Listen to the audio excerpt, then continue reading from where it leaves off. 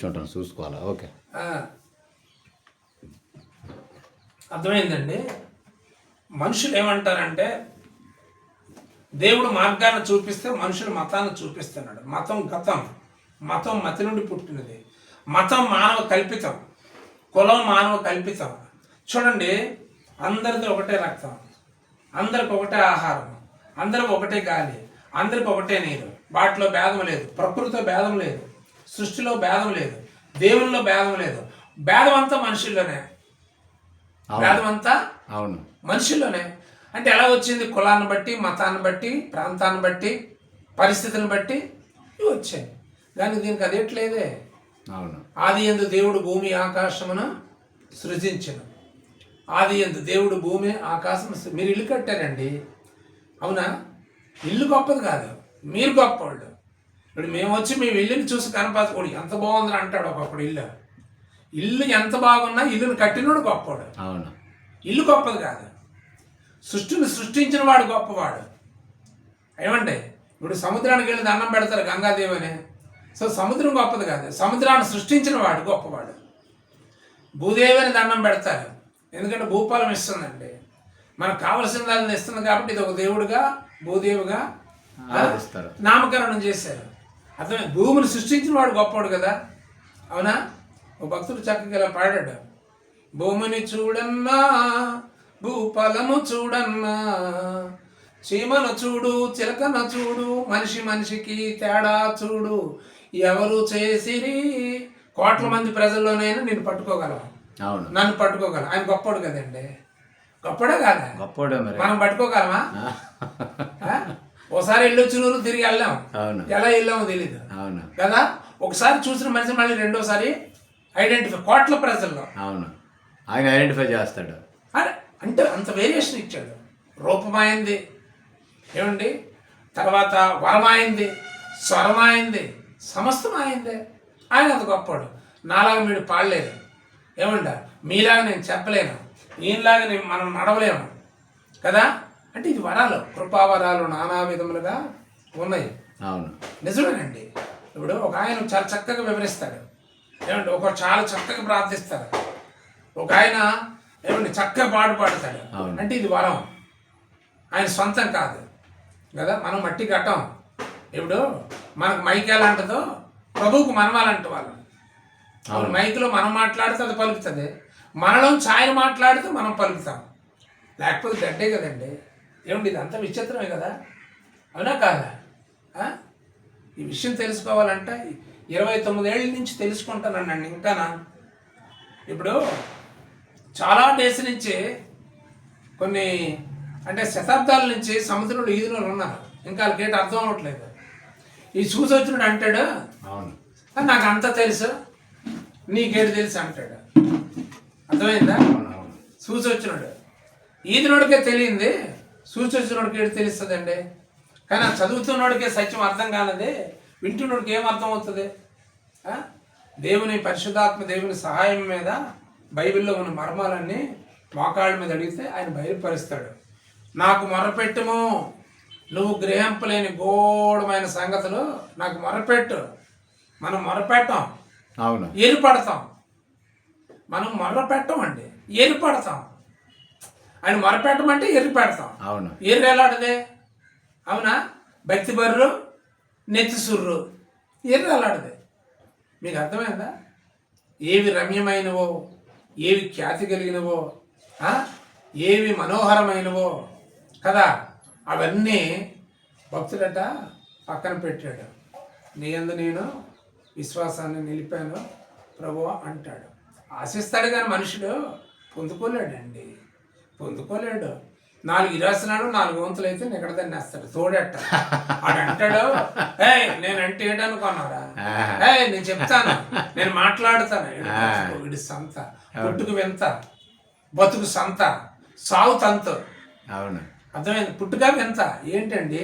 చెవులు వీటికి రంధ్రాలు, ముక్కు వాటికి రంధ్రాలు, కండ్లు వాటికి రెప్పలు, వాటికి వెంట్రులు. ఎవరు పెట్టాడా? అయ్యా ఈ ముక్కు ఎక్కడ పెట్టు, ఈ వెంట్రుకి ఎక్కడ పెట్టు, ఈ చెవి ఎక్కడ పెట్టు ఆయన పెట్టాడు. ఆయన ఆలోచన ఎంత గొప్పదే.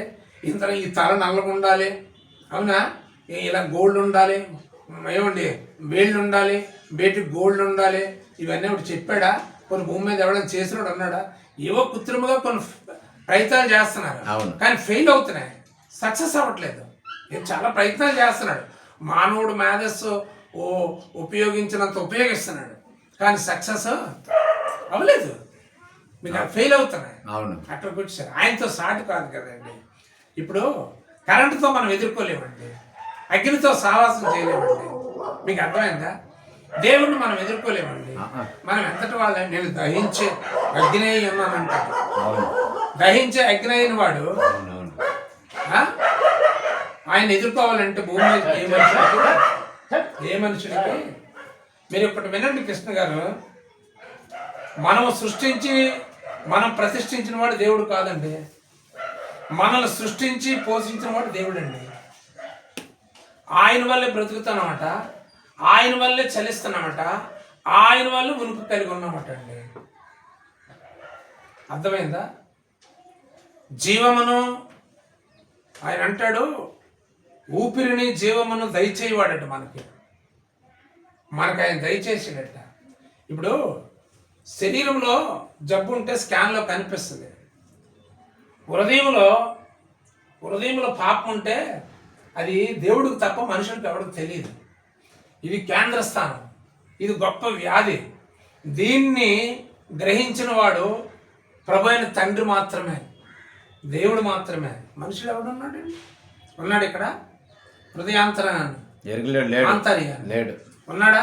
భూమి మీద ఐరూపాన్ని చూసిన వాళ్ళు ఉన్నారు, అవును, పరిశోధించిన వాళ్ళు ఉన్నారు, కానీ ఆంతర్యమును గ్రహించిన వాడు లేడు. ఇప్పుడు ఇక్కడ మనం ఏది మాట్లాడుకుంటున్నామో, ఎందుకు ఇక్కడ సమావేశం, అది ప్రభువుకు తెలుసు, డెంకాడ్ ప్రజలకు తెలియదు. అవును, తెలియదు, ఏదో అనుకుంటున్నారా?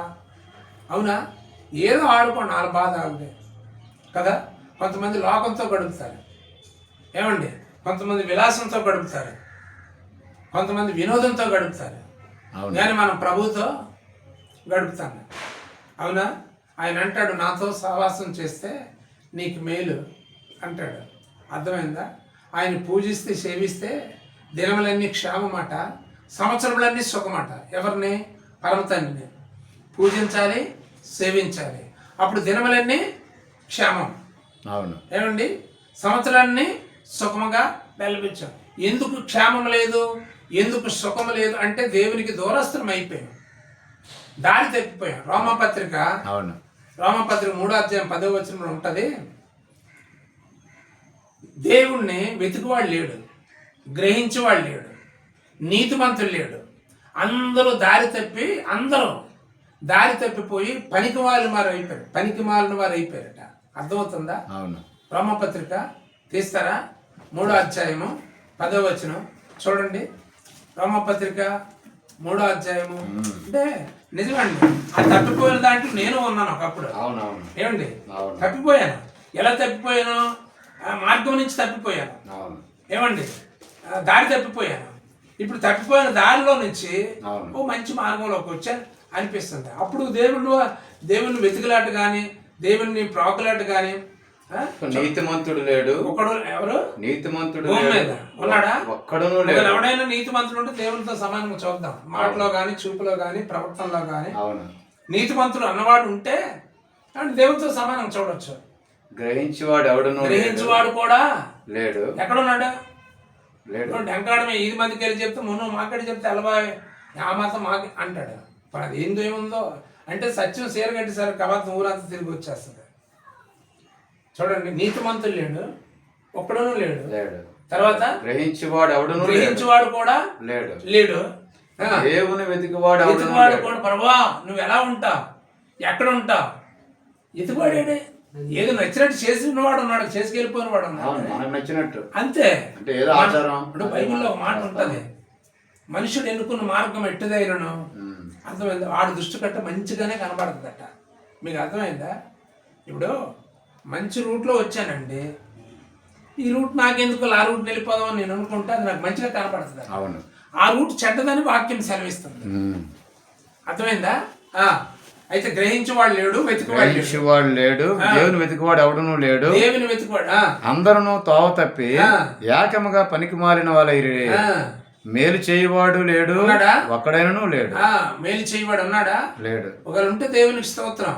ఆ మేలుని బట్టి మనం సంతోషించవచ్చు. ఆడికి దైవత్వం ఆవరించుంటే, అవును. దైవత్వాన్ని కలిగి ఉంటే మేలే చేస్తాడు, కీడు చేయడు. ఉంటే ఉండొచ్చు. ఇప్పుడు దేవుని ప్రేమ ఎలాగా మనకి అసలు మనిషిని ఎలా ప్రేమించాడు దేవుడు, ఎంతవరకు ప్రేమించాడు దేవుడు అసలు? నశించిపోతున్న వాడిని ఆ, దేవుడు నశించిపోయి నరకానికి